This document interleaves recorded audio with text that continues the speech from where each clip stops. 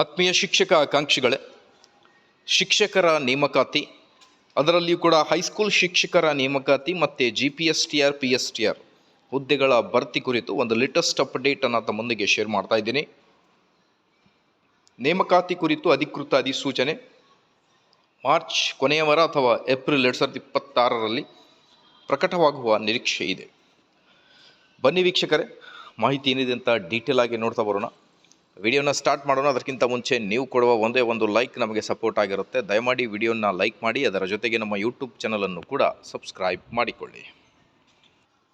ನೋಡಿ, ಈಗ ಅಧಿಸೂಚನೆಗಳಿಗೆ ಕಾಯ್ತಾ ಇದ್ದ ಆಕಾಂಕ್ಷಿಗಳಿಗೆ ಒಂದು ಶಾಕಿಂಗ್ ಇನ್ಫಾರ್ಮೇಷನ್ ಅಂತಲೇ ಹೇಳ್ಬೋದು. ಮೊದಲಿಗೆ 11 ಮಾರ್ಚ್ ಇವತ್ತೇ ಬಂದಿರುವ ಲೇಟೆಸ್ಟ್ ಅಪ್ಡೇಟ್. ನೇಮಕಾತಿ ನಿರೀಕ್ಷೆಯಲ್ಲಿದ್ದವರಿಗೆ ನಿರಾಸೆ. ರಾಜ್ಯದಲ್ಲಿ ಮಾರ್ಚ್ 27ರವರೆಗೆ ಸರ್ಕಾರಿ ಹುದ್ದೆಗಳ ಅಧಿಸೂಚನೆಗೆ ಬ್ರೇಕ್.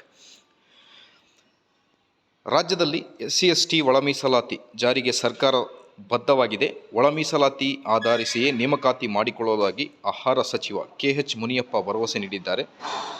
ಇದರ ಜೊತೆಗೆ ಉದ್ಯೋಗ ಆಕಾಂಕ್ಷಿಗಳಿಗೆ ಬಿಗ್ ಶಾಕ್ ಎನ್ನುವಂತೆ ಮಾರ್ಚ್ 27ರವರೆಗೆ ಕರ್ನಾಟಕದಲ್ಲಿ ಯಾವುದೇ ನೇಮಕಾತಿ ಅಧಿಸೂಚನೆ ಪ್ರಕಟವಾಗುವುದಿಲ್ಲ ಅಂತ ತಿಳಿಸಿದ್ದಾರೆ.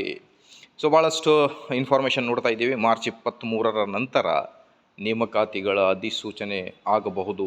ಅದರಲ್ಲಿ ಶಿಕ್ಷಕರ ನೇಮಕಾತಿ ಆಗಲಿ ಅಥವಾ ಪೊಲೀಸ್ ಡಿಪಾರ್ಟ್ಮೆಂಟ್ ಆಗಲಿ, ಹೆಲ್ತ್ ಡಿಪಾರ್ಟ್ಮೆಂಟ್ ಆಗಲಿ ನೇಮಕಾತಿ ಆಗುತ್ತೆ ಅನ್ನೋದ್ರ ಬಗ್ಗೆ ಕಾದು ಕೂತ ಶಿಕ್ಷಕ ಆಕಾಂಕ್ಷಿಗಳಾಗಲಿ ಅಥವಾ ಉದ್ಯೋಗ ಆಕಾಂಕ್ಷಿಗಳಾಗಲಿ ಅವರಿಗೆ ಒಂದು ಬಿಗ್ ಶಾಕ್ ಸಿಕ್ಕಿದೆ. ಮಾರ್ಚ್ 27ರವರೆಗೆ ಯಾವುದೇ ಆಗುವುದಿಲ್ಲ ಬಿಕಾಸ್ ಆಫ್ ಇಂಟರ್ನಲ್ ರಿಸರ್ವೇಷನ್ ಏನಿದೆ, ಆ ಇಂಟರ್ನಲ್ ರಿಸರ್ವೇಷನ್ಗೋಸ್ಕರ.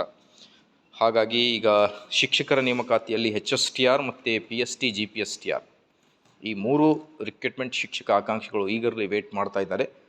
ಆದಷ್ಟು ಬೇಗ ನೇಮಕಾತಿಗಳಿಗೆ ಅಧಿಸೂಚನೆಗಳಾಗಲಿ. ಮಾಹಿತಿ ಇಷ್ಟ ಆದಲ್ಲಿ like, share and subscribe. Thank you friends.